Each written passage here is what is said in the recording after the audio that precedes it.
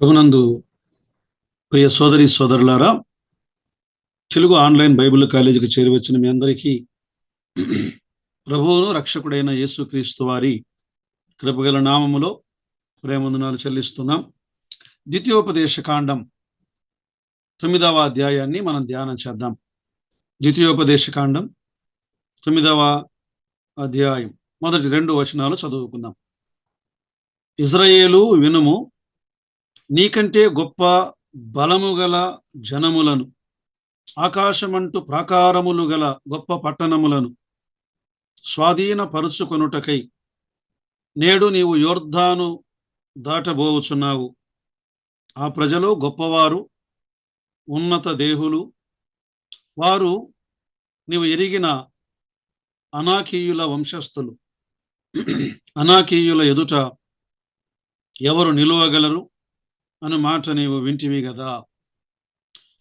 ప్రియులారా, మనం చదివిన ఈ భాగం లేదా 9వ అధ్యాయానికి మనం ఒక పేరు, టైటిల్ మనం పెట్టుకోగలిగితే, దేవుని దృష్టిలో పాపము చేసిన ఇశ్రాయేలీయులు, అనగా గతములో వారి ప్రయాణం, ఈ 2వ తరానికి వారు ఎలాంటి దోషములో ఉన్నారు, ఏ ఏ ప్రాంతాలలో వారు ఎలాంటి దేవునికి వ్యతిరేకమైన కార్యాలను జరిగించారు, దేవుడు ఈ 2వ తరానికి ఆయన వివరిస్తున్నాడు. అందుకే దేవుని దృష్టిలో పాపము చేసిన ఇశ్రాయేలీయులు అని వింటున్నాం. ఇశ్రాయేలీయుల నీతి న్యాయములను బట్టి ఆయన వాగ్దాన దేశములో, కనానులో ఈ 2వ తరాన్ని ప్రవేశపెట్టలేదు. కేవలం దేవుని వాగ్దానమును బట్టియే ఈ 2వ తరము వారిని ఆయన కనానులో ప్రవేశపెట్టాడు. ప్రియులారా, 8వ అధ్యాయం దేవుని సంరక్షణ మన జ్ఞాపకం చేస్తుంది. 9వ అధ్యాయం అంటే అరణ్యములో దేవుని సంరక్షణ, 9వ అధ్యాయములో ఆ ఎడారిలో దేవుని క్షమాపణ, దేవుని కృప, 10వ అధ్యాయములో ఆ అరణ్యములో దేవుని ఏర్పాటు. ప్రియులారా, ఈ భాగాన్ని మనం గమనిస్తున్నప్పుడు ఈ అధ్యాయం 9వ అధ్యాయాన్ని 3 భాగాలుగా విభజన చేద్దాం. మొదటి 3 వచనాలు వాగ్దానము చేయబడిన విజయము. మొదటి 3 వచనాలు వాగ్దానము చేయబడిన విజయం. 4 నుండి 6 వచనాలు గర్వమును బట్టి హెచ్చరిక, అతిశయమును బట్టి హెచ్చరిక. 7 నుండి 29 వచనాలు అయోగ్యతకు గల ఆధారములు. మంచిది ప్రియులారా, వీటిని ఒక్కొక్క భాగాన్ని మనం ఆలోచన చేద్దాం. సో మొదటి 3 వచనాలు వాగ్దానము చేయబడిన విజయం. దేవుడు అన్నాడు, ఈ అమాలేకీయులు గొప్పవారు, భయంకరులు, దేహ దారుఢ్యము గలవారు. 3వ వచనములో, కాబట్టి నీ దేవుడైన యెహోవా తానే దహించు అగ్నివలే నీ ముందర దాటిపోవచున్నాడని నేడు నీవు తెలుసుకొనుము. ఆయన వారిని నశింపజేసి నీ ఎదుట వారిని కూలద్రోయును. విజయం యొక్క వాగ్దానం. సో మొదటి వచనములో దేవుడు ఒక జాగ్రత్తను జ్ఞాపకం చేస్తున్నాడు. ఇజ్రాయేలు వినుము, నువ్వు యొర్దాను దాటబోచున్నావు, జాగ్రత్త అంటున్నాడు ఆయన. ఇశ్రాయేలు ప్రజలు వారు దేవుని మాటను జాగ్రత్తగా వినాలి. కారణం ఏంటంటే సిద్ధపడాలి. యెహోషువ గ్రంథం 1వ అధ్యాయం 11వ వచనములో, మీరు స్వాధీనపరుచుకొనుటకు మీ దేవుడైన యెహోవా మీకిచ్చుచున్న దేశము స్వాధీనపరుచుకొను బోవుటకై 3 దినములలోగా మీరు యొర్దాను దాటవలెను. గనుక ఆహారము సిద్ధపరుచుకొనుడి. యొర్దాను దాటాలి, కాబట్టి జాగ్రత్తగా వినండి అంటున్నాడు ఆయన. 2వ వచనములో శత్రువు యొక్క బలమును గూర్చి ఆయన జ్ఞాపకం చేస్తున్నాడు. శత్రువు కనాను దేశములో ఉన్న ఈ 10 జనాంగాలు ఇజ్రాయేలు కంటే గొప్పవారు, ఇజ్రాయేలు కంటే ఉన్నత దేహులు, ఇశ్రాయేలు కంటే శక్తిమంతులు దైవ గ్రంథములో మనం చూడగలం. ఇక్కడ ద్వితీయోపదేశ కాండం 7వ అధ్యాయం 1వ వచనములో చూడండి ఏమన్నాడు. సంఖ్యకును బలమునకు నిన్ను మించిన హిత్తీయులు, గిర్గాసీయులు, అమోరీయులు, కనానీయులు, పెరిజ్జీయులు, హివ్వీయులు, యెబూసీనీయులు 7 జనాంగాలు కదా. వీరు ఎలాంటి వారు అంటే వీరి శక్తికి మించిన వారు కదా. వారిని చూచి ఇశ్రాయేలు ప్రజలు భయపడ్డారు. మేము వారిని జయించలేము. ప్రియులారా, ఈనాడు కూడా అపవాది మనకంటే బలవంతుడే, కానీ దేవుని కంటే అపవాది బలమైన వాడు కాదు. దేవుడు బలవంతుడు. అందుకే దేవుడు ఆయన అన్నాడు 3వ వచనములో ఒక అభయాన్ని ఇస్తున్నాడు వారికి. మీరు భయపడవద్దు, నేను మీ ముందు నడచువాడను. మీ ముందు నడచువాడను. ఎలా? అగ్ని వలె మీ ముందర నడుచు వాడను. మన ప్రభువు ఆయన ఎవరు అంటే దహించు అగ్ని. హెబ్రీ పత్రిక 12వ అధ్యాయం 29వ వచనములో ఆయన దహించు అగ్ని.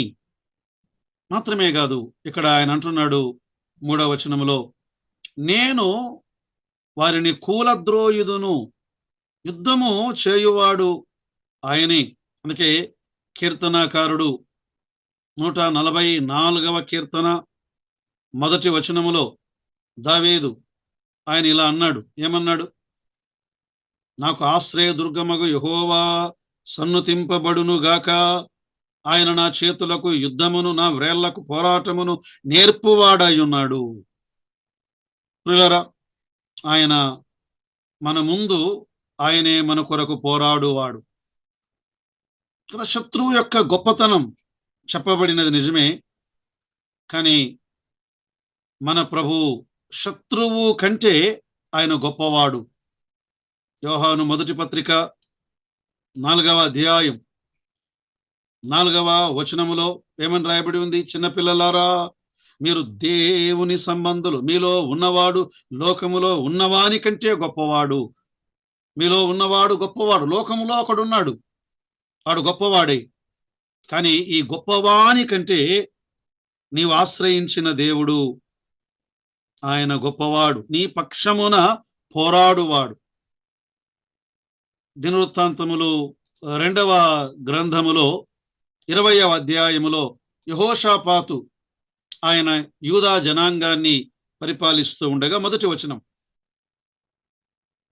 ఇది అయిన తరువాత మోయాబీయులను, అమ్మోనీయులను, మొయోనీయులను కొందరును దండెత్తి యెహోషాపాతు మీదికి వచ్చేది. 3 రాజ్యాల వారు ఒక్కసారి యెహోషాపా మీదికి, యూదా జనాంగం మీదికి వారు యుద్ధం చేయడానికి దండెత్తి వచ్చారు.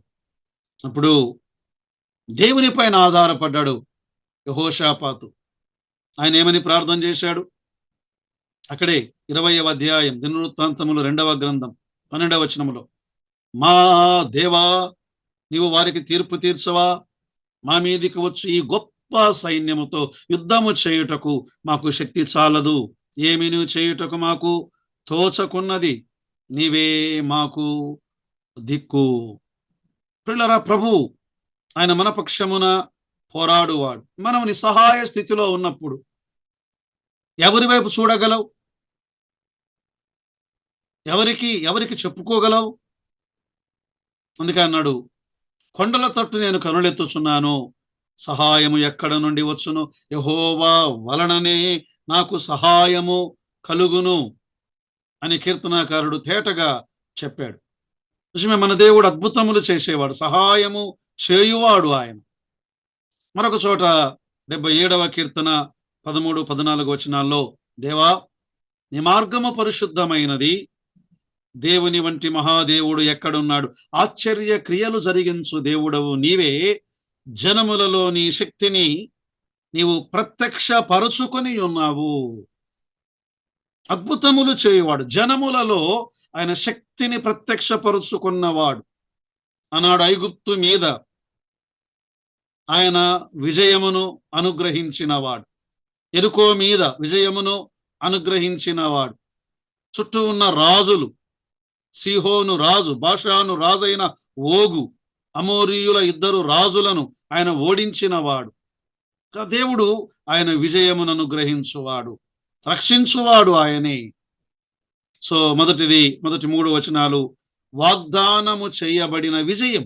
దేవుడు ఆయనను అంగీకరించి ఆయన కొరకు జీవిస్తున్న వారికి ఆయన విజయమును దయచేయువాడు అనే మాటను మనం తేటగా గమనిస్తూ ఉన్నాం.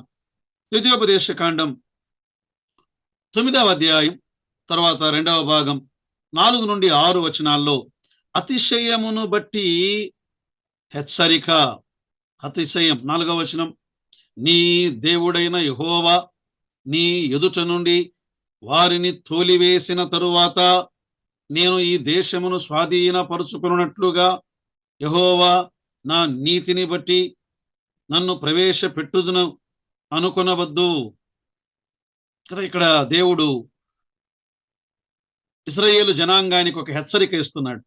కనానులో వారు విజయాన్ని ఒకవేళ సాధిస్తే, వాగ్దాన దేశములో వారు ప్రవేశిస్తే, ఇశ్రాయేలీయులు మా నైతిక జీవితాన్ని బట్టి, మా నీతిని బట్టి, మా సొంత శ్రేష్టమైన జీవితాన్ని బట్టి మేము ఈ వాగ్దాన దేశములో ప్రవేశించాము అని వారు ఆలోచించే అవకాశం ఉన్నది. అందుకే 6వ అధ్యాయం 10-12 వచనాల్లో దేవుడు చేసిన మేలులను మర్చిపోవద్దు అన్నాడు ఆయన. 8వ అధ్యాయం 14-17 వచనాల్లో ఒకవేళ నువ్వు మరుచుదువేమో, మర్చిపోదువేమో. 9వ అధ్యాయములు దేవుడు మరలా ఒకసారి ఇశ్రాయేలులారా మీ స్వనీతిని బట్టి మీరు రక్షించబడలేదు, మీ స్వనీతిని బట్టి వాగ్దాన దేశములో ప్రవేశించబడలేదు. ప్రియులారా, ఈనాడు చాలా మంది విశ్వాసులు తాము రక్షించబడిన పాపులము అనే సంగతి మర్చిపోయి తమకు తాము అతి పరిశుద్ధులము అని భావిస్తూ వారి స్వనీతిని స్థాపింపబూనుకొనుచున్నారు. దేవుని దృష్టిలో మన స్వనీతి ఎలాంటిది? యెషయా గ్రంథం 64వ అధ్యాయం 6వ వచనములో ఆయన ఏమన్నాడు? మేమందరము అపవిత్రుల వంటి వారమైతిమి, మా నీతి క్రియలన్నీ మురికి గుడ్డవలే నాయను, మేము ఆకువలే వాడిపోతిమి, గాలి వాన కొట్టుకొని పోవునట్లుగా మా దోషములు మమ్మను కొట్టుకొని పోయెను. ఎవరు? ఇశ్రాయేలు జనాంగాన్ని గూర్చి దేవుడు మాట్లాడుతున్నాడు, తన ప్రజలే. వారి నీతి దేవుని దృష్టిలో అది మురికి గుడ్డల వంటిదే. రోమాపత్రిక 3వ అధ్యాయం 11వ వచనంలో నీతిమంతుడు లేడు, అక్కడున్న లేడు. లోకములో నీతిమంతులు ఎవరూ లేరు.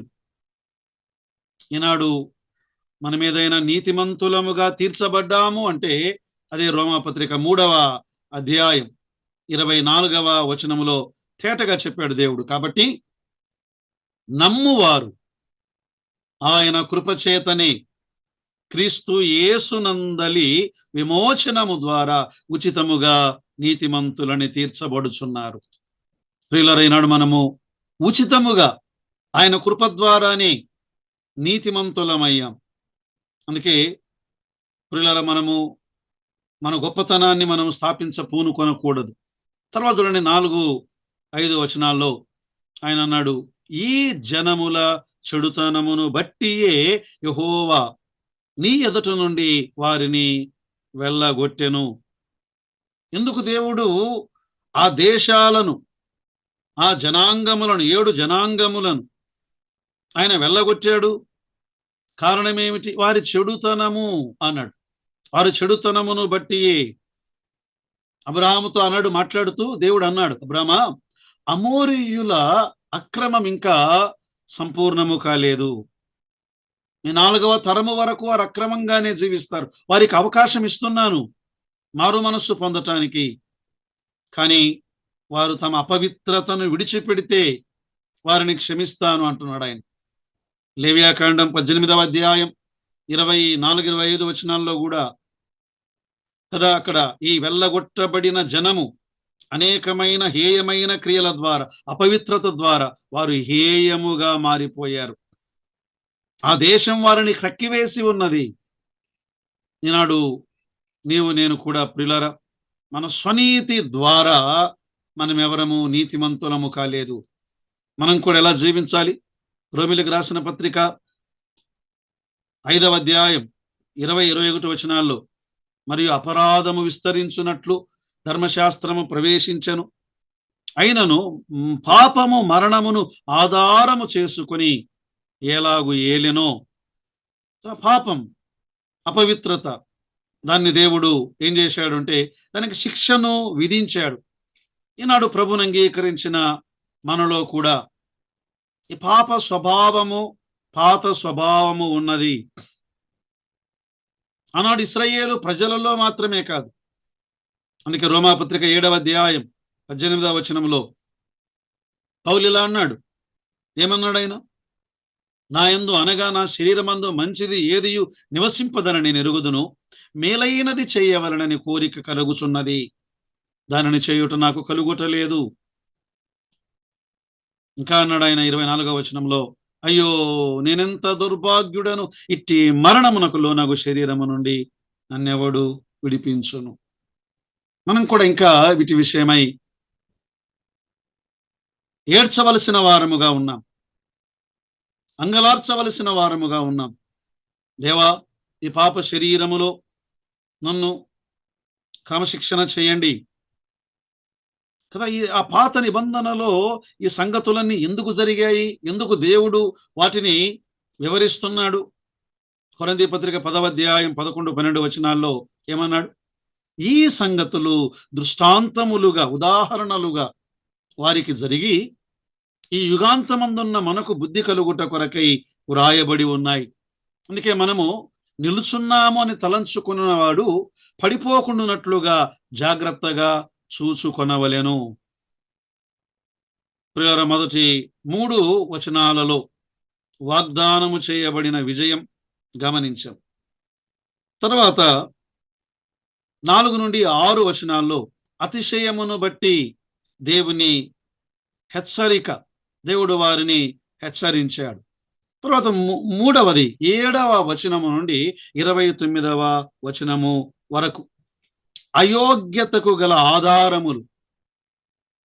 ఆనాడు ఇశ్రాయేలీయుల అనర్హతకు గల సాక్ష్యములు.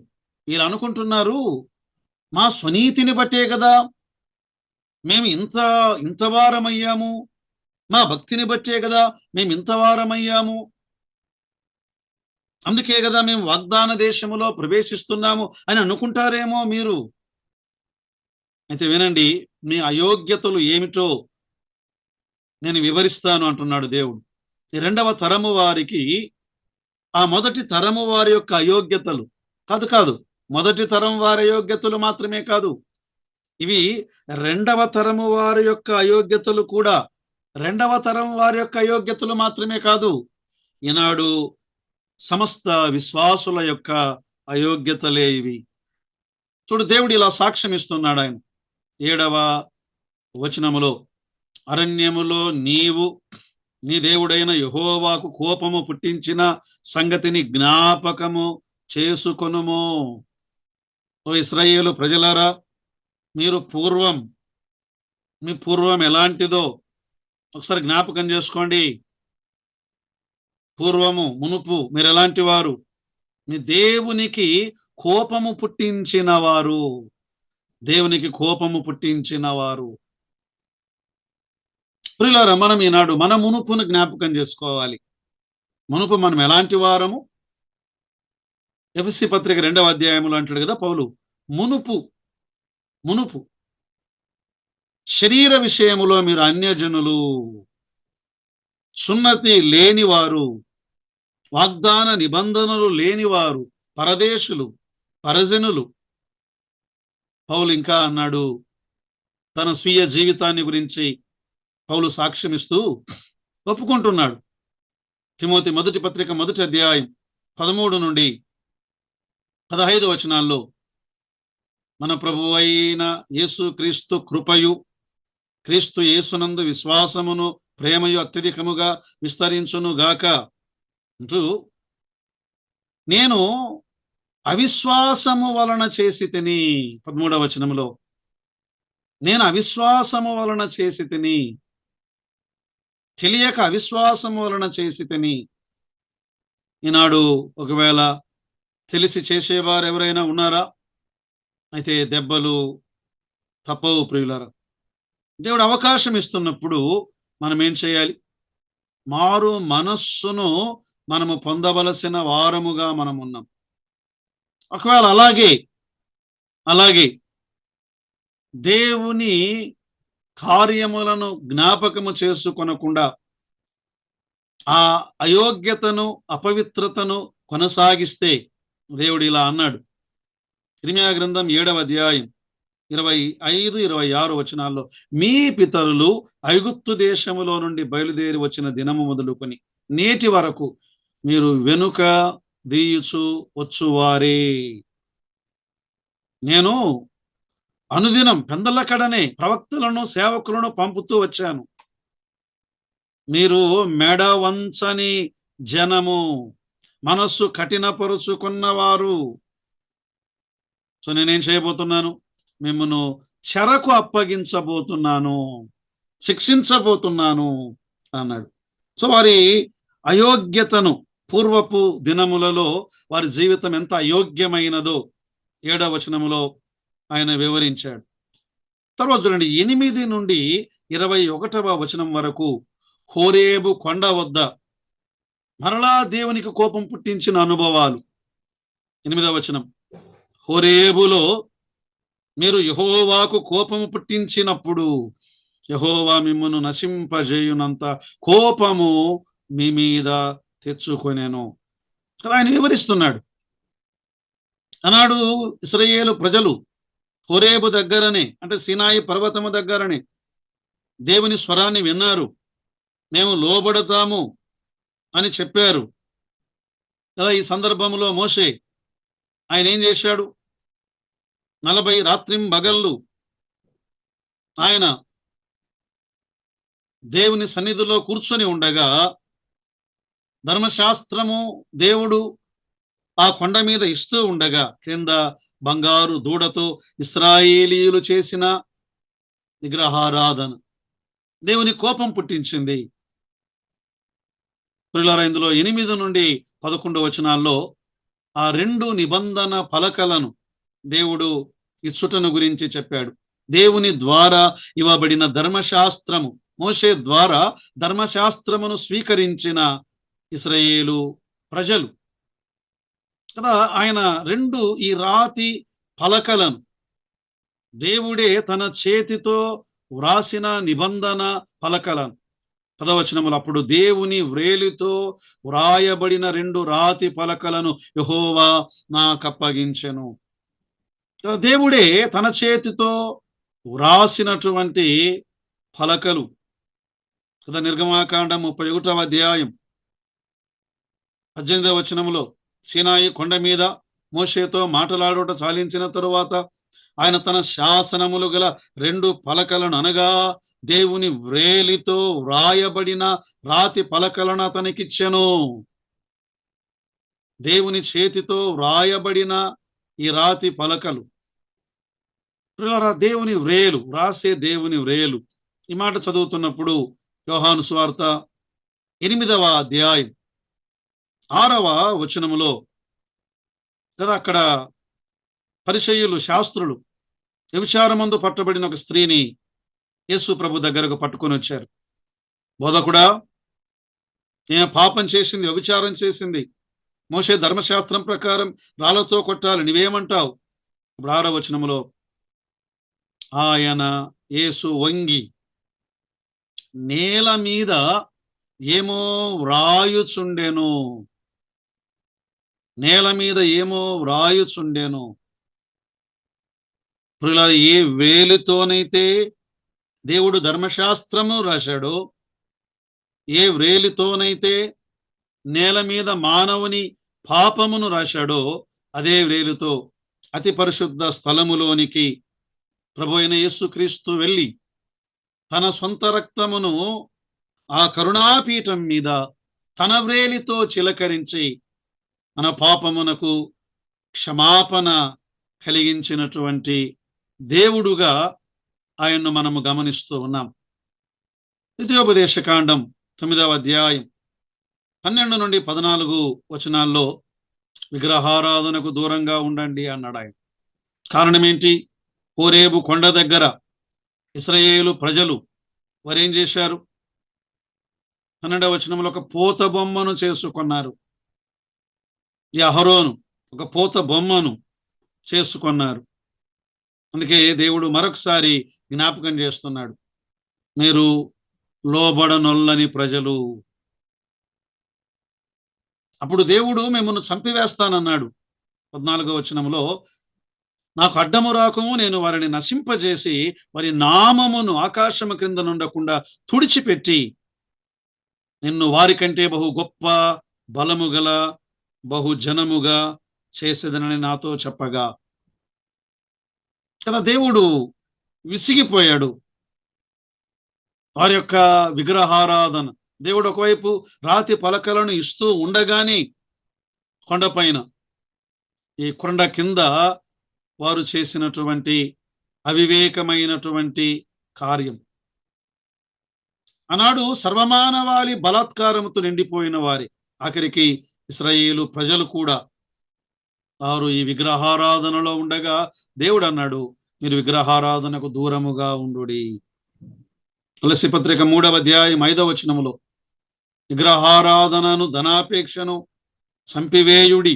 ఈనాడు విగ్రహారాధన, దేవుని కంటే దేనిని ఎక్కువగా ప్రేమిస్తున్నావో దానిని విగ్రహారాధన అంటున్నాడు ఆయన.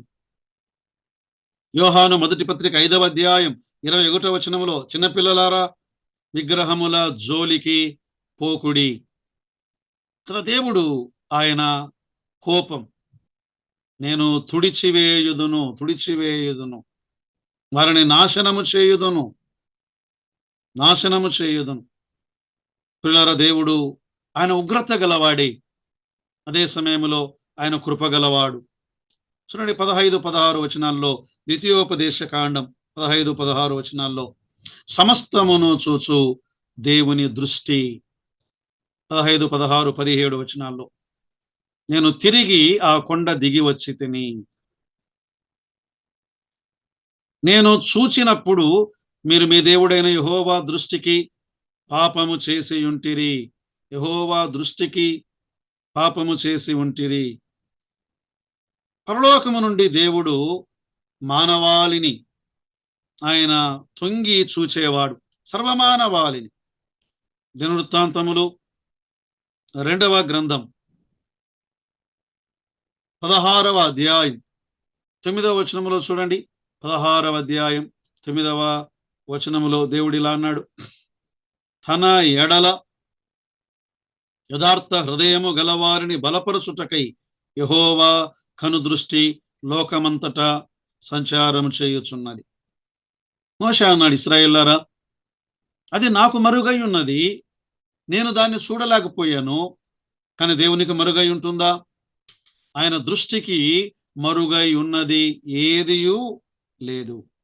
హెబ్రీ పత్రిక 4:13లో అన్నాడు, ఆయన దృష్టికి కనబడని సృష్టము ఏదియూ లేదు. మనం ఎవనికి లెక్క చెప్పవలసిన వారమై ఉన్నాము. ఆ దేవుని కనులకు సమస్తము మరుగు లేక తేటగా ఉన్నది. కాబట్టి ఈ 2 పలకలను నేనేం చేశాను? కోపము చేత వాటిని పగలగొట్టి తిని, నేను వాటిని విసిరివేశాను. దేవుడు ఇచ్చినటువంటి ఆజ్ఞను నేను కూడా మీరిన వాడని కింద పగలగొట్టి తిని అన్నాడు. తర్వాత చూడండి 18 నుండి 21వ వచనం వరకు మోషే చేసిన విజ్ఞాపన పరిచర్య, లేదా మోషే చేసినటువంటి మధ్యవర్తిత్వము. 18వ వచనం, మీరు యెహోవా దృష్టికి చెడు నడత నడిచి చేసిన మీ సమస్త పాపముల వలన ఆయనకు కోపము పుట్టింపగా చూచి మునుపటి వలె అన్నపానములు మాని 40 పగళ్ళు 40 రాత్రులు నేను యెహోవా సన్నిధిని సాగిల పడితిని. ప్రియులారా, దేవుని సన్నిధిలో మోషే చేసినటువంటి విజ్ఞాపన, వీరు పాపము చేయగా మోషే ఆయన చేసినటువంటి గంభీరమైన ప్రార్థన. మోషే మధ్యవర్తిత్వానికి ఇశ్రాయేలు ప్రజలు ఎంతో రుణపడి ఉండాలి. మోషే బ్రతిమలాడాడు. ఈనాడు యేసుక్రీస్తు ప్రభువారు ఆయన నీ నిమిత్తమై నా నిమిత్తమై ఆయన బ్రతిమలాడుతున్నాడు. నేను ప్రభు సన్నిధిలో సాగిలపడి తిని 40 రాత్రింబగళ్ళు అన్నాడు. 40 రాత్రింబగళ్ళు నేను సాగిలపడి తిని, యెహోవా నా మనవి ఆలకించెను. కదా, ఒక నిజమైనటువంటి ప్రార్థన, యథార్థమైన ప్రార్థన దేవుడు వినేవాడు. అందుకే 99వ కీర్తన 6వ వచనములో ఆయన యాజకులలో మోషే అహరోనులు ఉండిరి, ఆయన నామమును బట్టి ప్రార్థన చేయువారిలో సమూయేలు ఉండెను, వారు యెహోవాకు మొర్రపెట్టగా, వారు మోషే మొర్రపెట్టగా దేవుడు ఉత్తరం ఇచ్చాడు. అహరోను మొర్రపెట్టగా సంఖ్యాకాండం 16వ అధ్యాయములో తెగులు ఆగిపోయింది. సమూయేలు మొర్రపెట్టగా సమూయేలు మొదటి గ్రంథం 7వ అధ్యాయం దేవుడు జవాబిచ్చాడు. ప్రియులారా, ప్రార్థనకు దేవుడు జవాబిచ్చేవాడు, వినేవాడు, అంగీకరించేవాడు. ఎలాంటి ప్రార్థన? ఇక్కడ మోషే దేవుని సన్నిధిలోనికి వెళ్ళి ఇశ్రాయేలీయుల పాపములను ఒప్పుకుంటున్నాడు, తన దోషములను ఒప్పుకుంటున్నాడు. దేవుని సన్నిధిలో ఆయన ప్రార్థన అంగీకరించబడినది. యాకోబు రాసిన పత్రిక 5వ అధ్యాయం 16-17 వచనాల్లో, మీ పాపములు ఒకనితో ఒకడు ఒప్పుకొనుడి, మీరు స్వస్థత నొందునట్లు ఒకని కొరకొకరు ప్రార్థన చేయుడి, నీతిమంతుని విజ్ఞాపన మనఃపూర్వకమైనదై బహు బలము గలదై ఉన్నది అంటూ ఏలియాను ఉదహరించాడు యాకోబు. ఏలియా మన వంటి స్వభావము గల మనుష్యుడే. వర్షింపకుండానట్లు అతడు ఆసక్తితో ప్రార్థన చేయగా దేవుడు ఆ ప్రార్థనను విన్నాడు. 3 సంవత్సరముల వరకు భూమి వర్షింపలేదు. తిరిగి అతడు ప్రార్థన చేయగా ఆకాశము వర్షమిచ్చాను, భూమి పంటనిచ్చాను. దేవుడు ప్రార్థనను విన్నాడు. మోషే ప్రార్థన 20 నుండి 21వ వచనం, ఈ 2 వచనాల్లో మోషే ఇశ్రాయేలీయుల కొరకు ప్రార్థించాడు. పై వచనాల్లో, ఇప్పుడు ఈ క్రింది 2 వచనాల్లో 20-21 అహరోను కొరకు ప్రార్థిస్తున్నాడు. 20వ వచనం, యెహోవా అహరోనును నశింపజేయుటకు అతని మీద బహుగా కోపపడగా నేను అహరోనుకై అప్పుడే బ్రతిమాలుకొంటిని.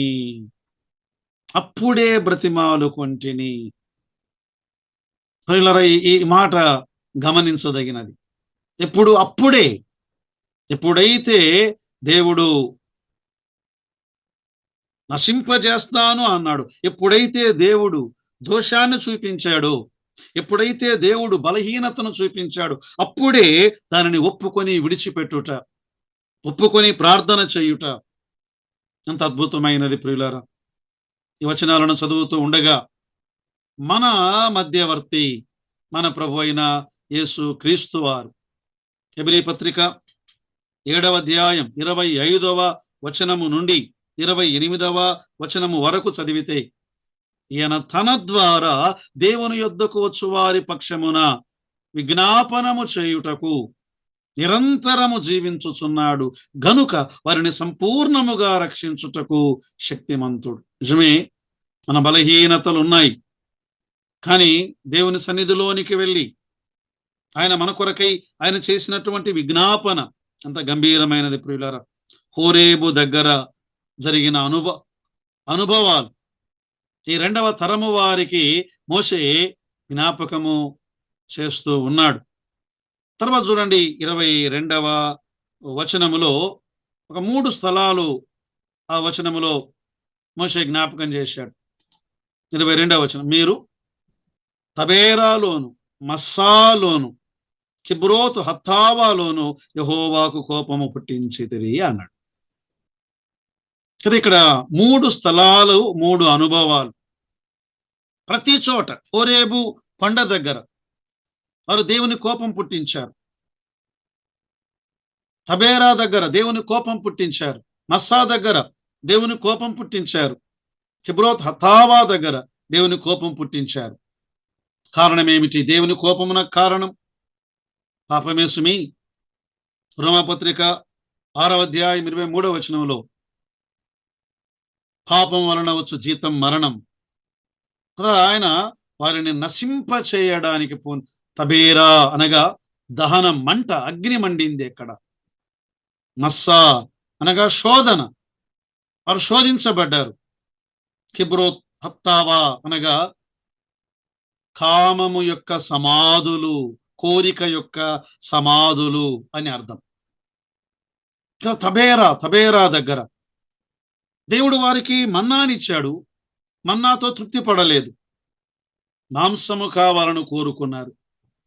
సంతృప్తి లేని ఇశ్రాయేలు ప్రజలు మాత్రమే కాదు, ఇశ్రాయేలు ప్రజలు వారు మస్సా దగ్గర శోధించబడ్డారు.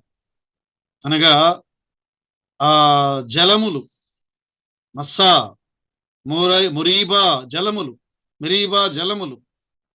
దేవుడు బండ నుండి నీళ్ళు ఇచ్చాడు, కానీ తృప్తి పడిన వారు కాదు.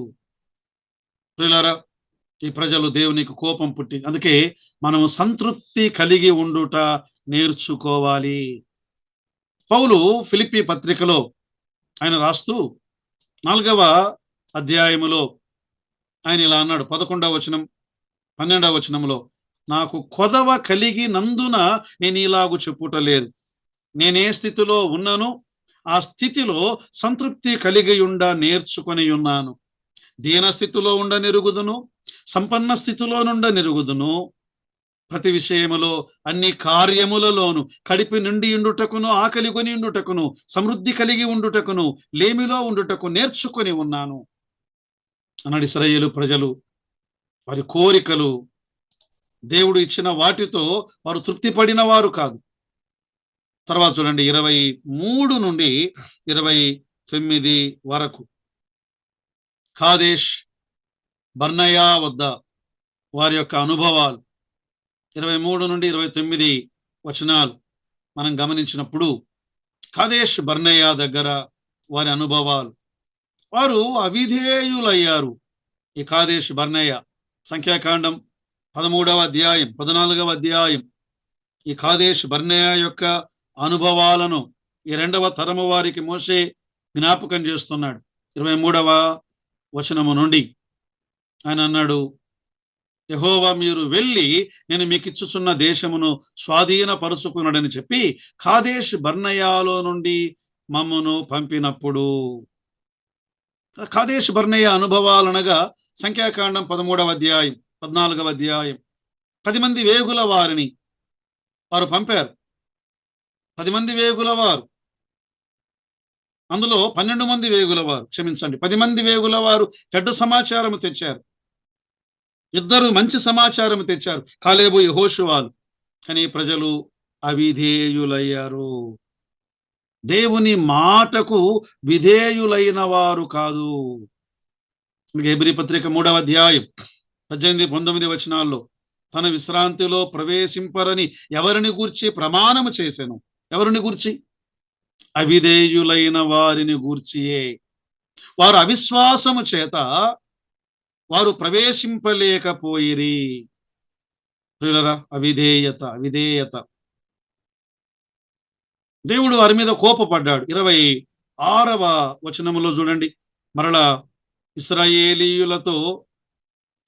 ఇశ్రాయేలీయుల కొరకు మోషే ఆయన చేస్తున్న ప్రార్థన, వారిని నశింపజేస్తాను అన్నాడు దేవుడు. మాటికి దేవుని పైన తిరుగుబాటు, అవిధేయత, అవిశ్వాసం, అపవిత్రత, దేవుని మాటను విననుల్లని ప్రజలు. 26వ వచనంలో మరలా మోషే అడ్డుపడ్డాడు. నేను యెహోవాను ప్రార్థించుచు ఇలాగు చెప్పితిని, ప్రభువా యెహోవా, నీవు నీ మహిమ వలన విమోచించి బాహుబలము వలన ఐగుప్తులో నుండి రప్పించిన నీ స్వాస్థ్యమైన జనమును నశింపజేయకుము. వారి కొరకై ఆయన చేస్తున్నటువంటి ఈ గంభీరమైన ప్రార్థన. దేవుడు వారిని ప్రేమించినవాడు, ప్రేమ చేత ఆయన వారిని విమోచించినవాడు. ఇక్కడే దినవృత్తాంతముల గ్రంథమే 7వ అధ్యాయం, ద్వితీయోపదేశ కాండం 7వ అధ్యాయం 8వ వచనంలో ఏమన్నాడు? అయితే యెహోవా మిమ్మును ప్రేమించువాడు గనుక ఐగుప్తులో నుండి ఆయన మిమ్మును విమోచించాను. వారు విమోచించబడ్డానికి కారణం ఏమిటి? దేవుని మహా ప్రేమ. దేవుని మహాప్రేమ. ఈనాడు మన విమోచనకు కారణం ఏమిటి?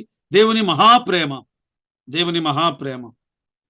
చూడండి, తీతుకు రాసిన పత్రిక 3వ అధ్యాయం 11వ వచనము నుండి లేదా 10వ వచనము నుండి మనం చదివితే, ఏలైనగా సమస్త మనుష్యులకు రక్షణకరమైన దేవుని కృప ప్రత్యక్షమై, ఆయన ప్రేమ ప్రత్యక్షమై, మహాదేవుడును మన రక్షకుడైన యేసుక్రీస్తు మహిమ యొక్క ప్రత్యక్షత కొరకు ఎదురు చూచుచు ఆయన ఏం చేశాడు? 14వ వచనం, ఆయన సమస్తమైన దుర్నీతి నుండి మనలను విమోచించి, ఈనాడు మన విమోచనకు గల కారణం ఆయన ప్రేమయే. ప్రేమించి ప్రేమించి ప్రకటన గ్రంథం 1వ అధ్యాయం 5వ వచనం లేదా 6వ వచనం, మనలను ప్రేమించుచు తన రక్తము వలన మన పాపముల నుండి మనలను విడిపించినవాడు. దేవా, నీవు ప్రేమ చేత, నీ మహావాత్సల్యము చేత నీ ప్రజలను ఐగుప్తుల నుండి విడిపించావు కదా, వారిని నశింపజేస్తావా? ఈనాడు కూడా నిన్ను నన్ను ఆయన విమోచించిన విధానం అంత గొప్పది. ప్రియులారా, ఆలోచన చేయండి. మోషే ఆయన ప్రార్థన, దేవుని ప్రేమను జ్ఞాపకం చేశాడు. 27వ వచనములో దేవుని ప్రమాణమును జ్ఞాపకం చేశాడు, దేవుని వాగ్దానమును జ్ఞాపకం చేశాడు. 27, నీ సేవకులైన అబ్రహాము, ఇస్సాకు, యాకోబులను జ్ఞాపకం చేసుకున్నాము. దేవా, నీ ప్రేమను జ్ఞాపకం చేసుకో. మాత్రమే కాదు, నీవు ఆనాడు అబ్రహాము, ఇస్సాకు, యాకోబులకు నువ్వు చేసిన వాగ్దానమును జ్ఞాపకం చేసుకో. అందుకే మోషేతో దేవుడు ఏమని మాట్లాడాడు? నిర్గమాకాండం 6వ అధ్యాయంలో 3వ వచనము నుండి, నేను సర్వశక్తి గల దేవుడను పేరున అబ్రహాము, ఇస్సాకు, యాకోబులకు ప్రత్యక్షమైతిని, నేను వారితో నిబంధన చేసి తిని. దేవుడు నిబంధన, ఆయన వాగ్దానము పిల్లల ఎన్నడూ కూడా ఆయన మార్పు లేని వాగ్దానములు గలవాడు. ఆయన వాగ్దానములలో మార్పు, మనములో మార్పు ఉన్నది. అందుకే మన దోషములను ఆయన క్షమించువాడు. నువ్వు క్షమించుము, వారి పాపమును చూడకము. ఈ ప్రజలు కఠినములైనను, వారి చెడుతనమైనను, వారి పాపమునైనను చూడవద్దు, వారిని క్షమించు దేవా, వారిని క్షమించు దేవా అని అడుగుతున్నాడు. చక్కని ప్రార్థన అండి. ఈ దేవునికి ఉన్న ఒక లక్షణం ఏంటంటే, ఆయన క్షమించుటలో అసమానుడు. ఆయన మీకా గ్రంథం 7వ అధ్యాయం 18వ వచనములో, తన స్వాస్థ్యములో శేషించిన వారి దోషమును పరిహరించి వారు చేసిన అతిక్రమముల విషయమై వారిని క్షమించు దేవుడవైన నీతో సముడైన దేవుడు ఉన్నాడా? క్షమాపణ, అద్భుతమైనటువంటి క్షమాపణ. ఇంకా దేవుని ఖ్యాతిని గూర్చి, దేవుని గొప్పతనమును గూర్చి 28వ వచనములో మోషే ప్రార్థన చేస్తున్నాడు. దేవుని గొప్పతనం, దేవుని మహిమ. ఏమంటున్నాడు ఇక్కడ? దేవా, నీవు ఏ దేశము నుండి మమ్మను రప్పించితివో ఆ దేశస్థులు యెహోవా తాను వారితో చెప్పిన దేశములో చేర్చలేకుటపోవుట వలన వారు ద్వేషించుట వలన. దేవా, నీ గొప్ప నామం, ఆ నామానికి ఒకవేళ అపఖ్యాతి వస్తుందేమో. ప్రభువా, నీ మాటను నీవు నెరవేర్చుము. ఆ దేవుణ్ణి ఆయన బ్రతిమలాడుతున్నాడు. దేవా, నీవు గొప్ప నామము గలవాడివి, నీ నామమును బట్టి నీ ప్రజలను నశింప చేయవద్దు, నీ నామమును బట్టి నీ ప్రజలను వాగ్దాన దేశములోనికి నడిపించు. ఆయనది ఘనమైన నామం. సమూయేలు మొదటి గ్రంథం 12వ అధ్యాయం 22వ వచనములో, యెహోవా మిమ్మును తనకు జనముగా చేసుకున్నటకు ఇష్టము కలిగి ఉన్నాడు, తన ఘనమైన నామము నిమిత్తము తన జనులను ఆయన విడనాడడు. తన ఘనమైన నామము నిమిత్తము తన జనులను ఆయన విడనాడడు. ఆయన మనలను మర్చిపోయేవాడు కాదు, ఆయన విడిచిపెట్టేవాడు కాదు. తల్లి తన బిడ్డను మరచున, వారైనా మరచుదురు గాని నేను నిన్ను మరువను అని దేవుడు అన్నాడు కదా. ఈ ప్రార్థనను మనము గమనించినప్పుడు ఇది మోషే ప్రార్థన నిజమే గాని ఇది నీతిమంతుని ప్రార్థన. ఇది నీతిమంతుని ప్రార్థన. అందుకే యాకోబు రాసిన పత్రికలో చూడండి 5వ అధ్యాయం 16వ వచనంలో యాకోబు అన్నాడు, ఏమన్నాడు? నీతిమంతుని ప్రార్థన బహు బలము గలదై, బహు బలము కలిగినటువంటి ప్రార్థన. ప్రియులారా, మరి మోషే ప్రార్థనను దేవుడు విన్నాడు.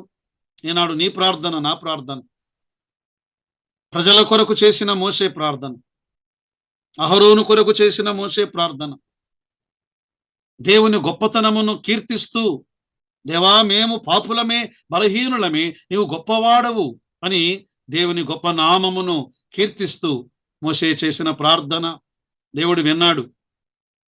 ఆయన కనికరించాడు, క్షమించాడు. మన ప్రభు అయిన యేసుక్రీస్తు వారు నేడు మోషే కంటే గొప్పవాడు.